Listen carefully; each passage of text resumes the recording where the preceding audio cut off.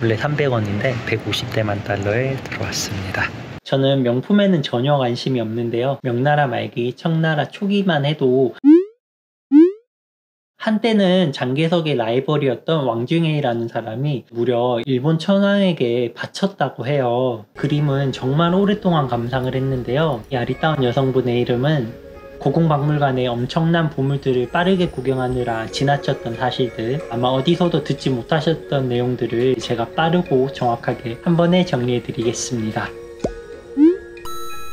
네, 안녕하세요. 대만의 바른애국생활입니다. 코로나 때문에 박물관이 정말 한산했습니다. 그러다 보니 조금 더 여유롭고 많은 내용들을 접할 수가 있었는데요. 이전에는 알지 못했던 내용들, 그리고 제가 학생들을 따라다니면서 귀동냥했던 내용들을 여러분들께 모두 공개해 드리도록 하겠습니다. 네, 이건 많이 보셨죠? 마지막 황제 푸이가 자금성에서 나간 뒤 궁전에 전시되어 있던 건데요. 어떤 작은 장식품은 별도의 장식품이 아니라 기존의 받침대라고 합니다. 전에 사라졌다가 다시 찾은 건데요. 비스듬하게 세워져 있는 받침대를 제작을 해서 사용을 했고요. 예전 받침대를 찾자마자 다시 그 옆자리에 별도로 보관을 하고 있다고 합니다. 그리고 이 옥 자체로는 그렇게 좋은 등급의 옥은 아니라고 해요. 옥에 불순물들이 많이 들어있어서 이것을 가지고 그릇을 만든다거나 했을 때는 좋은 평가를 받지 못했을 수도 있다고 하는데요. 보시는 것처럼 옥에 상처가 있는 부분, 불순물이 있는 부분들까지 배추를 만드는데 정말 잘 활용을 해서 걸작을 만들어냈다고 합니다. 배추와 함께 같이 볼 수밖에 없는 옆에 삼겹살은 동파육이 있는데요. 여기에 사용된 옥은 생긴 것 자체로도 동파육처럼 생겼지만 중간중간 바늘구멍을 내고 염색을 해서 좀 더 삼겹살이 가깝게 모양을 만들었다고 합니다. 대만 남부에 있는 남부문헌에서도 전시가 됐는데요. 순환을 하면서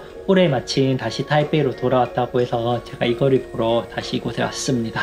당나라 시대 토기 모양인데요. 이 옷을 보면 유난히 긴 것을 발견하셨나요? 굽이 엄청 높고 코가 튀어나온 신발을 신는 것이 유행이었다고 해요. 그런데 그런 걸 가리기 위해서 옷을 길게 만들었다고 하고요. 보시는 것처럼 펑퍼짐한 얼굴과 체형이 당시에는 좀 더 미인상이었다고 합니다.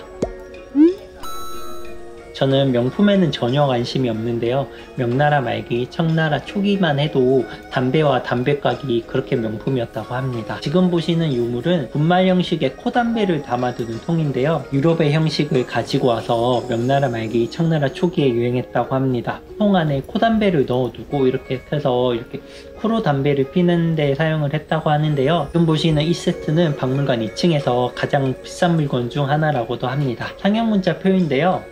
여러분 어떻게 생각하세요? 현대 중국인들, 현대 대만인들은 상형 문자를 보고 현대 한자를 유출을 할 수 있을까요? 제 주변의 사람들은 대부분의 상형 문자를 유출을 하지 못한다고 합니다. 전 조금만 공부하면 배울 수 있을 것 같은데 조금은 의외였습니다. 청동기 시대에 제작된 청동기 유물도 많이 있습니다. 청동솥은 이 자체로 왕권을 상징을 하는데요. 임금의 덕이 높을수록 이 솥은 아무리 작더라도 무거워서 옮길 수가 없고, 임금의 덕이 부족할수록 아무리 무겁더라도 쉽게 들어서 옮길 수 있다고 합니다. 참고로 지금 보시는 솥의 무게는 약 78g이라고 적혀져 있었습니다.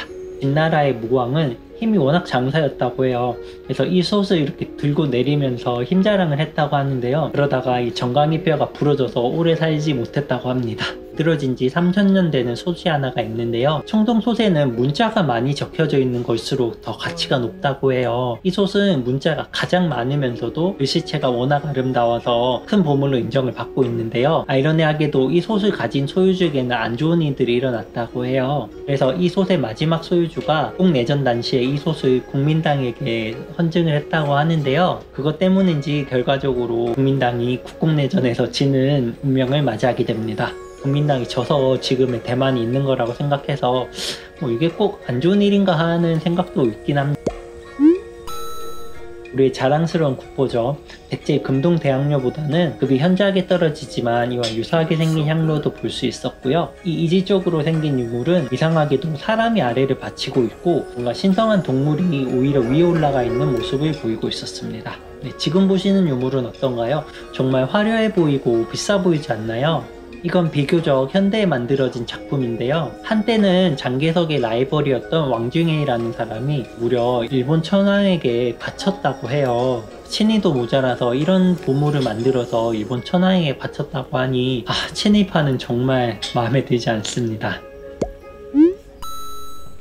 그리고 지금부터는 특별히 숨겨진 이야기는 없지만 보기에 조금 대단한 작품들 몇 가지 모아왔습니다. 이거 보세요. 정말 대단합니다. 안에 있는 사람들 하나하나는 물론 나무 속에 나무 가지까지 표현을 했습니다. 만든 지 200여 년이 된 상하 제품입니다. 어떻게 만들었는지 어떻게 가지고 노는지 설명을 봐도 이해를 못하겠더라고요. 이건 만든 지 2000년 정도 된 강아지와 돼지 모양의 토기인데요. 아무래도 인류가 수천 년 동안 발전해왔기 때문에 저도 2~3천년 전 사람들이 만든 토기보다는 더 잘 만들 수 있을 거라고 생각을 했는데 정말 수준 차이가 많이 나더라고요. 마침 여성들을 표현한 제품들을 모아서 특별전을 전시를 하고 있었는데요. 나라, 청나라, 명나라 할 것 없이 각 시대별로 여성을 표현한 제품들을 이렇게 모아서 전시를 해뒀더라고요. 제가 조금 외람되지만 너무 예뻐서 한참 동안 이 작품을 감상했습니다. 이 작품을 그린 분의 이름은 신유라는 작가입니다. 이렇게 영상미 넘치는 영상도 재생을 하고 감명 깊은 박물관의 하루였습니다. 네, 이렇게 박물관 구경을 마쳐봤는데요. 나이가 들어가는지 역사에 대해서 조금 더 관심이 많아지는 것 같습니다. 어떠셨나요? 제가 전해드린 내용 중에 몰랐던 부분들이 많으셨는지 모르겠는데요. 조금이나마 듣지 못했던 내용들 전달해 드릴 수 있었으면 좋겠습니다. 오늘 영상 시청해주셔서 감사하고요. 다음에도 더 알찬 내용으로 찾아뵙겠습니다.